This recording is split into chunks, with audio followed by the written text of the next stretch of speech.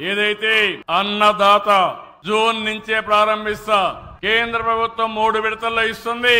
20,000 రూపాయలు 3 విడతల్లో మీ అకౌంట్ లో వేసే బాధ్యత ఈ ప్రభుత్వం అందని హామీ ఇస్తున్నాను. అదే సమయంలో రైతులందరికీ విజ్ఞప్తి చేస్తున్నా. ఒకప్పుడు కోనసీమ అందాల సీమ. కోనసీమలో వరి కావాలంటే దేశానికి అన్నదాత. గోదావరి డెల్టా వల్ల దేశం మొత్తం ఆహార భద్రత ఇచ్చింది. కానీ ఈ రోజు చూస్తా ఉంటే తలసరి ఆదాయం తక్కువ అయిపోయింది. కొబ్బరి తోటలున్నాయి, కొంతవరకు ఆదాయం వస్తా ఉంది.